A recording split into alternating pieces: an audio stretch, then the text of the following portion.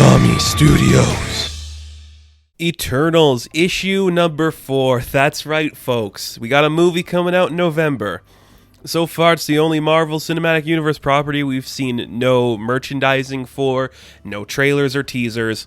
But it's coming. Nonetheless, it's coming. You know, I was very hesitant on this book. I've said that every time this book has been released, I mixed on it a lot.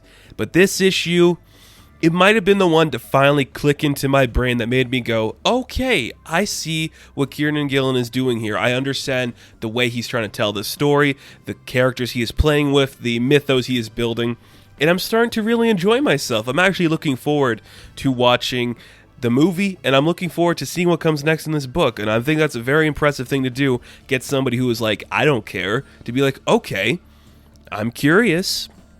So that's pretty fun. We open up this book, we are in the reality loom, the isolation thing, and the machine is doing the narration again. I'm not going to go through all the narration that the machine says. The machine, if you are watching this review and you haven't seen my other 3, it's like the mother box, but it kind of talks, and it's like everything connecting the Eternals to everything. Basically, Phastos and Sersei are working on a plan to figure out what's really going on. Phastos is using like this big hammer that like you hit it certainly on a certain point in time. It gives you all the answers you are doing because they say something like to the right hammer, every task is a nail, so you can do that. Cersei's plan is she's going to go talk to the heroes of Earth because, you know, Earth's always involved in everything going on. So she set up a time to go meet with Tony Stark to figure out how to solve this problem the right way. And basically, we just get a couple more narrations like, humanity, it's an interesting concept and a thing, but sometimes, you know, you can't really change if you are, like, addicted to something, and she's worried that Tony's going to fall back into his old habits if he sees her, because, you know, she's so perfect in everything, and Tony can't escape that. And it's probably true. You know, I really like that we play up this angle in a lot of stories, especially modern stories for Tony Stark, that he's an addict and he will probably fall back to his old habits if given the chance. We've kind of explored that here. We were exploring it in Cantwell's Iron Man story, so I think that's really fun. So Cersei's plan, maybe it'll work. Thastos is just going to start hitting stuff with a nail, and we'll see what happens. Like, it's cool. I think this is a really interesting idea to play with. You're doing something different with these characters that I'm like, okay, let's see what comes next. And then we cut to the Arctic Circle, where Druig is waiting for Kingo and Thena, and basically, we are just going to go to the secret location, and we're going to have a conversation with Druig to figure out if he really did this or not, because all the evidence is looking to, he did do it. We'll come back to that in a bit, but before that, we always need to know what Ikaris is up to, because he's got his own story going on, which is a very fun one. So we cut back to New York, and basically, we are still following Toby. He's going to school today, but he's going to have some companionship with him, as Sprite is coming with him to check out the classes, and just hang out with him, make sure there's something special about this kid, and figure out why Ikaris keeps seeing him in his dreams. So they're just walking down. Sprite's like, yeah, I've been this old forever. Sometimes I've been a dude, sometimes I've been a girl. None of it really matters. And something I really liked about this issue too, I think it played with the concept of immortality in a very important way, and something I was like, this is what I've been kind of missing from Eternal stuff for a while. Like, I don't think every writer can do it perfectly, but I think what works here is just this idea that, like, they've been around for a long time. And in that time, you just let the things happen that need to happen. And when you get yourself involved in things, sometimes they don't work out the way you want them to. And I like that. We'll explore that a bit more of Kingo and Druig in a bit here. But I just like the idea, like, they've been around for such a long time that every problem that's ever happened or every idea that could arise has probably arisen. And now they have to deal with it in a different way, or else see the outcome in a familiar setting. So I just wanted to bring that up because I think it's a very cool thing that this book explores. So back with Toby and Sprite, we see that Ikaris is watching in the skies to make sure that everything goes according to his plan. He's still trying to figure out what's really going on. So then we cut back to Polaria, where we have Druig, Thena, and Kingo.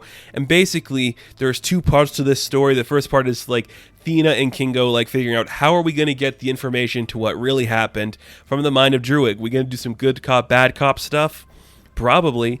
That's probably what we should do. And I kind of like it because Druig's like, you know, you got to look at this from always a different way. You know, I'm always suspect for everything. I'm pretty sus, not gonna lie, guys. But sometimes I'm just here to study and learn in a different way. Wouldn't you say that's right, Kingo?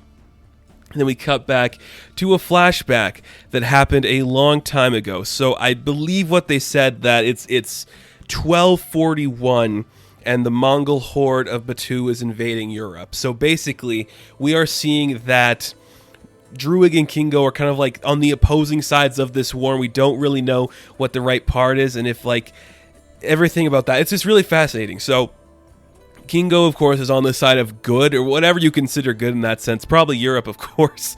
But it's just like, okay, Druig, did you start a war on Earth? This is bigger than anything the Deviants have ever did. This is literally some devastating shit you are pulling here, Druig. So you gotta tell me right now if this was you or not. And Druig's like, really, dude? You think this was me? I'm just here to observe. Like, I just want to know how this is all going to play out in the altercation between it. So I like that idea, like the opposing factions just like watching each other, seeing what the moves are going to be. These two immortal beings, I should say, who are just like ingrained in this giant war that has spanned the entire continent pretty much. It's pretty intense just to see like them on the opposing sides of that.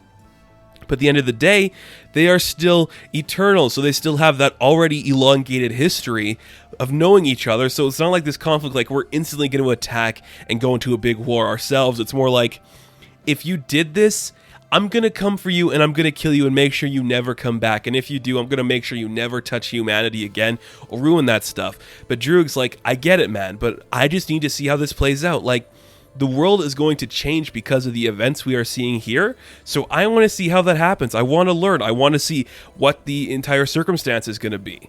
So basically the idea is that Kingo is going to kill the man who is going to like lead this war. And if he does this, history will be changed. The entire outcome of the world will be different. But he hesitates for a moment and he doesn't kill the man who's going to change the world. He just leaves him there and doesn't do anything about it. So he comes back to find Druig, and basically Druig's like, yeah, the Khan of Khans is dead, man. He had a stroke. Like, I honestly thought you were going to kill him, but you didn't. So you proved me wrong, Kingo. Like, congratulations.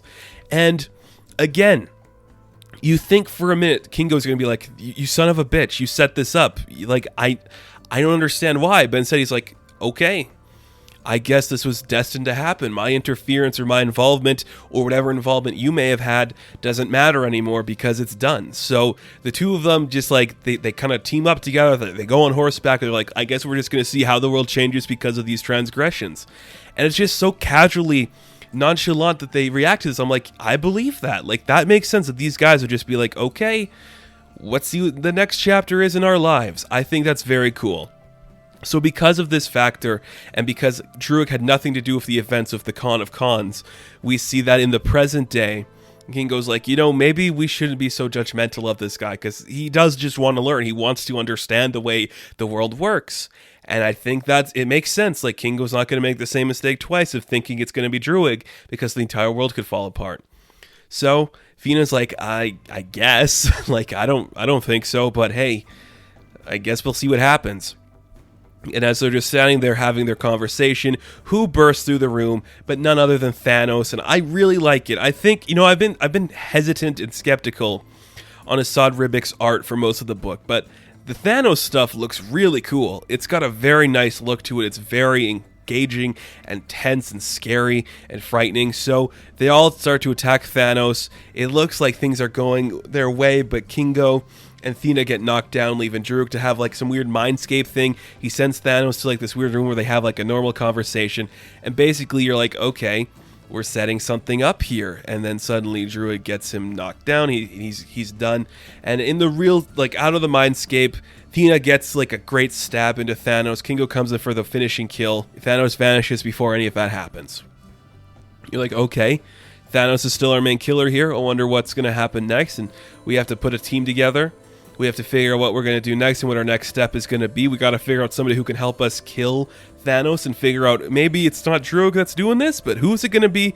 We got to get more people and figure it out. So it looks like we are going to be getting Gilgamesh and the Forgotten. Now, I know Gilgamesh has made appearances in other comic books before. I have a vague understanding of that character. Is he tied to Hercules in some way? I think so. I can't remember. But the Forgotten, I have no idea who that is, so I'm very curious to see how that's going to play out. I think that's very cool. So, there's like, sorry, I guess it wasn't you, Druig. Like, my bad, dude. So they leave to go figure it out. And as soon as Kingo and Thena leave, the plan comes into place. Druig walks back out and finds Thanos. He's like, dude, that worked perfectly. I'm kind of upset that, like, you didn't come to me first when, like, you need somebody to be a traitor, and you didn't come to me? Like, really, Thanos? That's my thing. I'm known for being the asshole. I'm Druig. I'm the bad guy in the movie, probably. Why wouldn't you come to me first? And I'm like, that's a great twist, because... Is it a twist? Probably not, but you kind of set it up where it's like, okay, Druig's clear, he learned his lesson, but this isn't like the Mongol War. He's actually wanting to get involved now. If he wasn't before, he is now that Thanos has come back to him, and I think that is really cool. I really like that angle. I like the way this book played out. It was very interesting to see. I'm starting to really like the feel of this book and all the characters and their interactions, the way it's playing off the mythos of these characters while still building its own in a new way that's going to make you go, okay, this is the way the characters are going to be in the movie. If this is how they are in the movie, that movie's going to be pretty cool. I gotta say, it's very exciting stuff. It just feels very ethereal and fantasy and just old school and like its approach, and I think that's a great feeling. It's so science fiction that it doesn't even feel like science fiction. It just feels like a biblical story of watching like these elder gods going across the world, just saving things from themselves and saving humanity from itself. I think that's very cool. And the portrayal of the characters are great. A lot of play of Kingo in this issue, which makes me think, again, Kumal is going to be the standout when that film comes out, man. I'm very excited to see that. Great stuff all around. A great use of, like, the Khan of Khans stuff with Genghis Khan. I thought that was great. A really fun book. I really enjoyed it. I'm surprised how much I enjoyed this one. But that's what a good book does. It subverts your expectations. It makes you go, I like these characters when I didn't think I ever would. So that's good on you, Eternals. Good on you. So Eternals issue number 4, I'm going to give a 8 out of 10. Now thank you guys for watching this review. Be sure to like and subscribe to the channel. As always, you can check me out on Instagram, Patreon, Twitter, all that good stuff. And I will catch you in the next one. Have fun. Stay safe. Good luck.